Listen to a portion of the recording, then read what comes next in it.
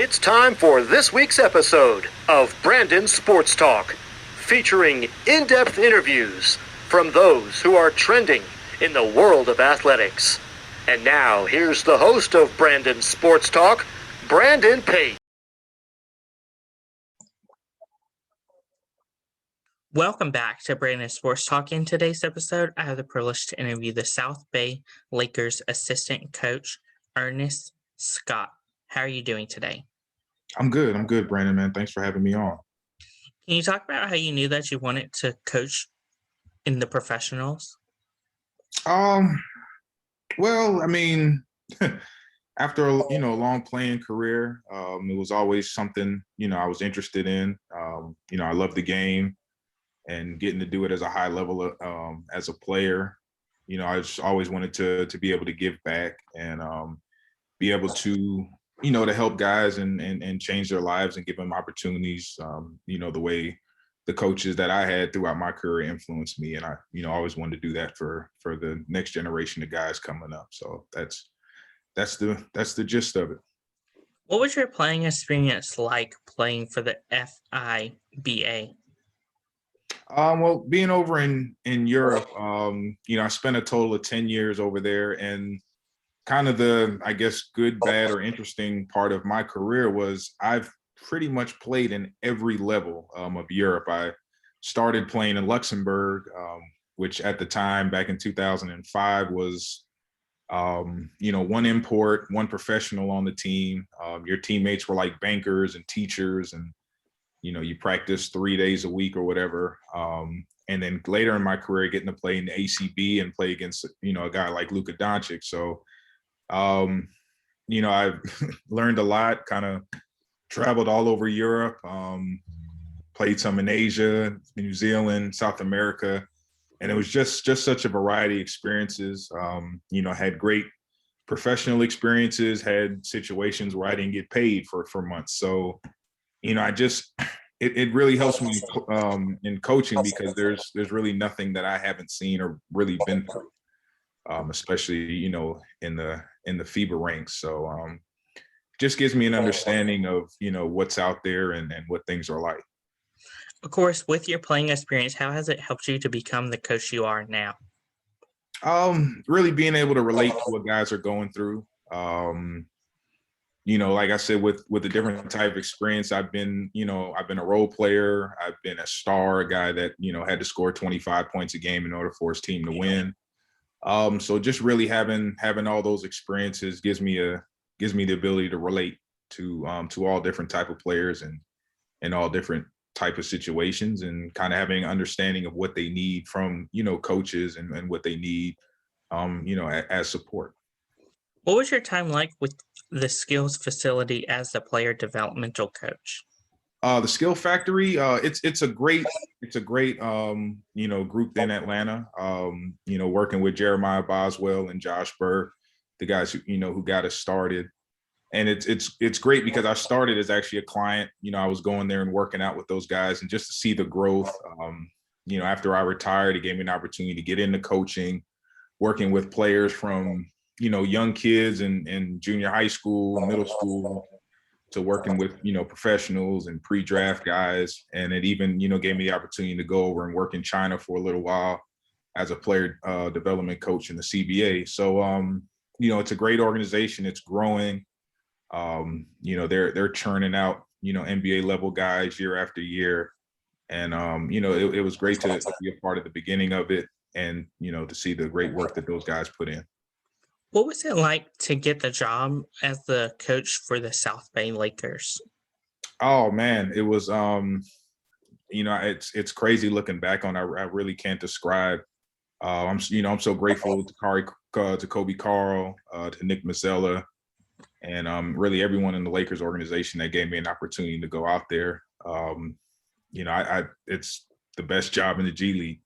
The best organization to work for, and really because we're so close to the Lakers, we work out of their facility. Well, it'd be interesting to see coming back from COVID. I hope that doesn't change. I hope we still have the opportunity to be around.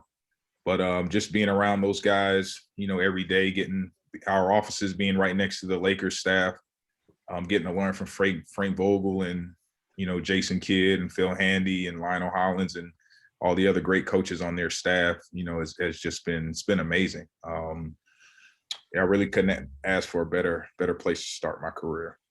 What is it like to watch players like LeBron James and LeBron James play right in the facility? Well, you see why they're so good. You see why a guy like LeBron James, why Anthony Davis, are some of the greatest players to ever play the game. Their work ethic, their professionalism, their attention to detail. They really separate themselves. And it's not just their God-given ability and their physical abilities, but just the work they put in, their preparation, man, it's second to none. And to see the consistency of it day in and day out after good games or bad games, where they have little nagging injuries or whatever's going on, just that consistency and that work that they put in every day it's easy to see why especially LeBron is one of the greatest to ever do it. With your team of the South Bay Lakers during practice, do y'all scrimmage a lot with the Lakers and LeBron James? No, we don't. We don't get that opportunity. Sometimes, they'll have guys sent down. I know they had Rondo come down when he was doing the injury rehab. Kyle Kuzma practiced with us the 2019-2020 season. Kyle Kuzma practiced with us a couple times while he was coming back from his injury rehab. But no, we don't scrimmage. It's not like a JV kind of varsity thing like in high schools. What is it like whenever players come down from the NBA to the G League? Well, the good thing about our situation is we work so closely with the Lakers. It's pretty seamless. We're running the same stuff, the same offenses, defenses, the terminology and everything's the same. So it's pretty seamless. They know they're going to play, and they're there for a specific reason. Whether it's someone like Kuzma, who's there to rehab from an injury, or it's a Talen Horton-Tucker to get minutes or to develop. They always have a clear path and a clear understanding of why they're there and what they're there to accomplish. So it makes things better for everyone. What is it like as a coach to see players get that call up to the next level? It's why we do it. It's why we're in the game. That's the main goal of the G League. I mean, obviously everyone wants to win. Everyone wants to win a championship.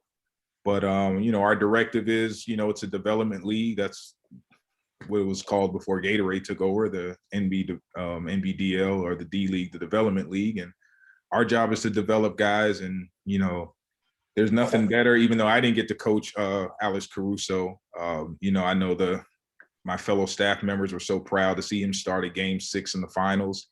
It's been great for me to see Talen Horton-Tucker make the impact he's made, and just to have a small part of of his development and him being able to contribute at a high level and play the game at a high level is what the job is about.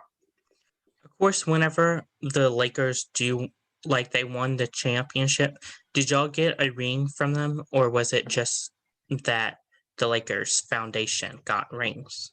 No, we got a ring.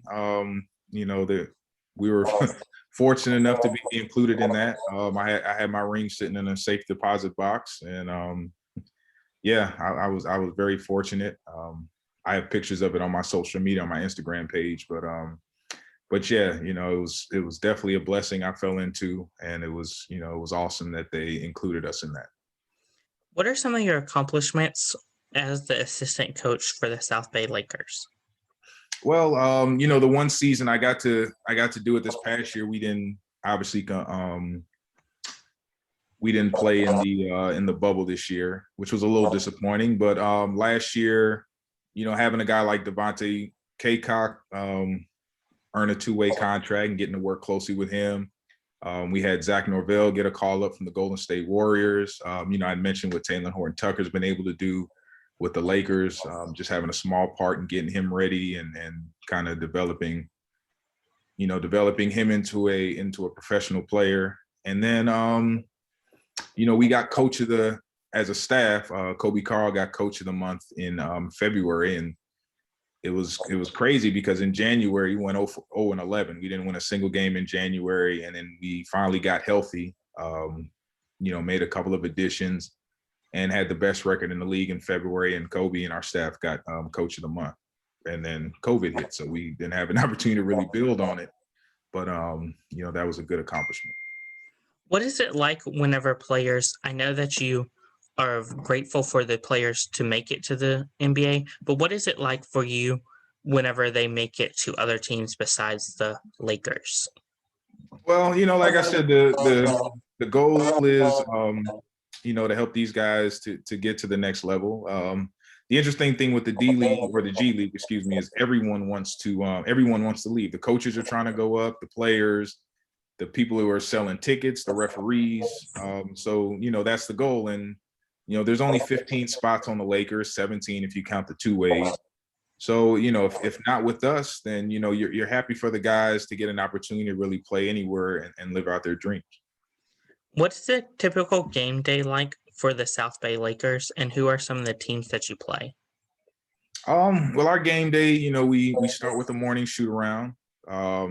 Most of the time we pretty much always have a shoot around. We'll watch a little film, go over scouting reports, walk through some things on the court, get up a lot of shots. The coaches will kind of come in. All our coaches have different responsibilities, whether it's offense, defense, or personnel. We'll kind of get our video clips and all that ready for our pregame. The guys will start coming in. They'll get their activation working with our physio. And, they'll come out to the court in small groups, maybe 2 or 3, starting maybe 75 minutes before tip-off, kind of get in about 10 minutes or so of just shooting and kind of some game-relevant motion stuff just to get activated and get ready to go, build some confidence, see the ball go in. We'll have our talk at about 30 minutes prior to the game. The guys will go out for their warm-up. The coaches will go up, put their suits on and everything, and we'll get ready to go. For as of who we play, we're in the Western Conference. I think it's the Pacific Division. So in our division is the Santa Cruz Warriors, which is Golden State's team, the Stockton Kings, which is Sacramento's affiliate, the Agua Caliente Clippers, obviously that's the Clippers team, and then the Salt Lake Stars, which is the Utah Jazz affiliate. So those are the teams we play the most. Of course, do you play the Greensboro Swarms? They're in the G League. I have not had the opportunity to play against them yet. We'll see next season, but we only play a handful of teams in the East. Like this last year, Grand Rapids came out to us, Fort Wayne came out to us, and then we went and played Delaware and Long Island. So we don't take a lot of trips to the East and play a lot of Eastern Conference teams that kind of rotate. So we'll see. Maybe next year we'll play Greensboro. What is something that you learned now that you didn't know before becoming a coach in the NBA G League? Man, really how young the game has gotten. When I played in the D League, in 2008 through 2010, we had older guys like Randy Livingston, who was, 33, had played in the league a lot. Vets, he was the MVP of the league. And now the average age is probably, 21, 22. We have Andre Ingram this last year, who's the oldest guy in the league. But if you take him off our roster, we had a really young team. Our top guys, a lot of our top guys weren't even 21. They were 19. Taylor Horton Tucker was 19. Kostas Atenakumbo, he was 20. He hadn't quite turned 21 yet. So just really how young the league has gotten, and when it's like that, you from a coaching perspective, it definitely becomes about developing the guys on the court, but also helping them become better people and better professionals. What is something that you learned now that you didn't know before? Really just the importance of explaining the why to guys and getting through the why. It's just a completely different era than when I played. Before, you just kind of did what coach said and you didn't really ask why, and it really wasn't his prerogative to tell you why we're doing things a certain way. But I think now you have to be able to explain it. You have to be able to communicate the why and have your players understand the why, because, these kids and other high level athletes, they kind of run the show now. It's a different perspective, especially in basketball. it's a players league, and being able to communicate that why and create that buy-in is the most important thing. What advice would you give somebody looking to work in professional sports as a coach? Well, when it comes to basketball, the first thing I would say is, you got to build your network. And there are various ways to do that. Obviously with social media and things like Instagram and LinkedIn and Facebook and everything, it gives you a much better opportunity to get in communication with coaches and everything.